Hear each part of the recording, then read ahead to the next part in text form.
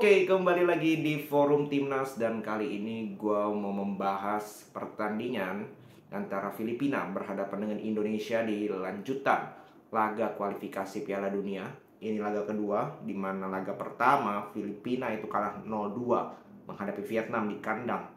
Sedangkan Indonesia bermain di kandang Irak, kalah telak 5-1. Dan di pertandingan ini Indonesia sebenarnya di atas kertas harus menang. Imbang tidak boleh, apalagi kalah. Namun seperti di pertandingan pertama, ada beberapa kesalahan yang dibuat oleh pemain, terutama ST juga ada kesalahan yang dia buat. Terutama apa yang gue bilang dari pemilihan pemain, pemilihan strategi formasi. Kita bicara formasi di sini. Kembali di pertandingan kali ini bermain dengan 3-5-2. Apakah bermain dengan 3 back itu salah? Tidak sama sekali. Contoh, City. Musim lalu City main dengan 3 back. Unbeatable. Karena apa? Memang di atas kertas 3 back. Tetapi lu lihat pemain-pemainnya. Peran pemainnya, posisi pemainnya. 3 pemain bertahan, 2 DM, 2 attacking midfield, sayap kanan, sayap kiri, striker.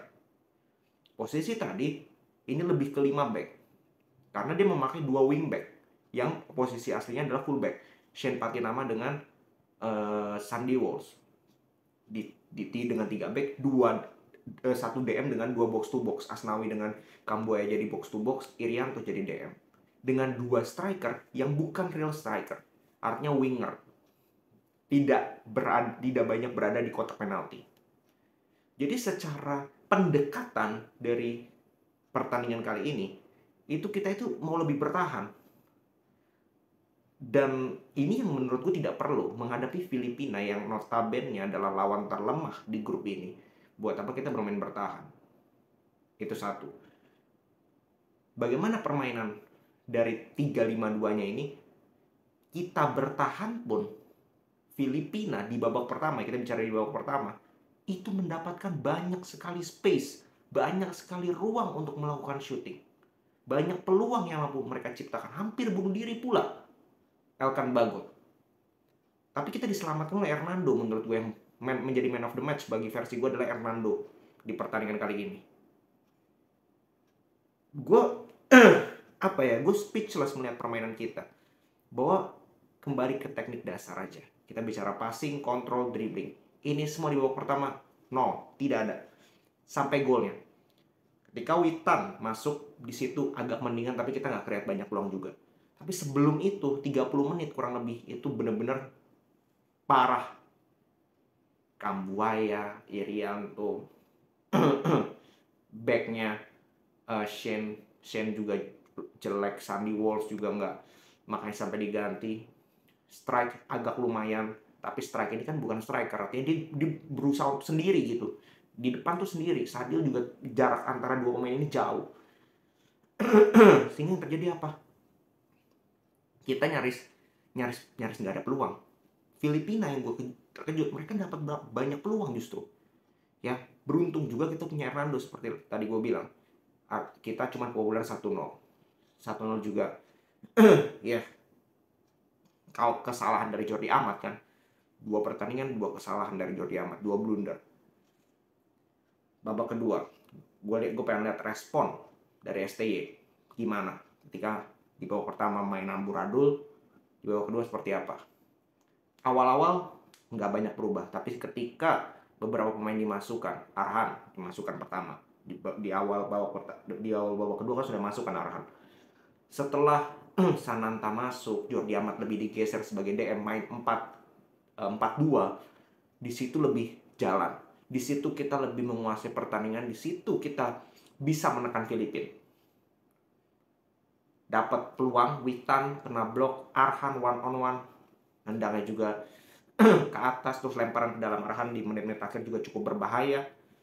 Strike juga dapat peluang, ya cukup banyak lah di babak kedua, tapi nggak ada yang jadi gol juga, kecuali Sadil, cuman 1 gol dari Sadil, golnya keren banget finishingnya.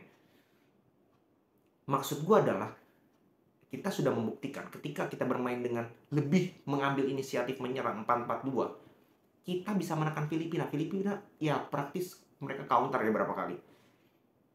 Sempat 1 kali kena mistar. Tapi nggak sebanyak babak pertama peluang mereka. Karena Filipina ini di atas kertas bukan tim yang hebat-hebat amat. Jadi kita tidak perlu mental pemain itu tidak perlu ketika masuk ke lapangan pertama kali itu untuk kita bertahan dulu yang penting gak kebobolan. Itu salah besar. Kalau lawan Irak oke, gue masih paham karena Irak memang di atas kertas jauh lebih hebat dibandingkan kita. Tapi ini Filipina. Filipina itu sejarahnya lawan kita masih unggul kita. Jadi tidak perlu takut, tidak perlu inferior walaupun bermain di markas dari Filipina, terus katanya rumputnya sintetis dan bla bla bla. Tahun lalu kalau nggak salah menang kan 2-1 di Filipina di AFF. Jadi nggak harusnya nggak menjadi suatu alasan yang berarti. Dan jangan lupa, inilah yang gue selalu bilang bahwa pemain itu mau main di luar, kalau mindsetnya tidak mau diubah, maka sulit. Sebagai contoh apa? Filipina itu 3 pemain yang tadi jadi starter itu main di Liga 1. Oke. Kita hanya 4 yang main di Liga 1 tadi. Kiper Hernando, Witan, Rido, sama Kambuaya. Sisanya itu main di luar semua. 3 pemain Liga 1 Filipina, kita 4 pemain Liga 1. Di babak pertama, kelihatan kan? Justru gak beda jauh kualitasnya. Dan ini yang gue sangat sayangkan bahwa kita kehilangan 3 poin. Ini lawan Filipina 2 kali home away. Ini harusnya kita babat 6 poin. Sama seperti Vietnam ketika menghadapi Filipina. Di kandang Filipina loh. Mereka menang 2-0. Sekarang kita sudah kehilangan 2 poin di kandang Filipina. Artinya apa? Kita harus menang di kandang Vietnam. Kandang kita lawan Vietnam. Kandang lawan Filipina.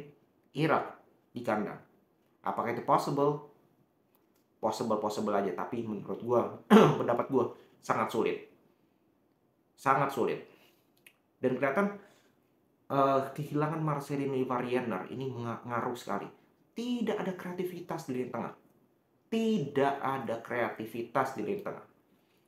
Marcelino penggantinya di timnas sekarang nggak ada. Pemain yang punya kreativitas, punya visi sebagai playmaker tidak ada seperti Marcelino. Ada tapi nggak dipanggil. Namanya Lili Pali.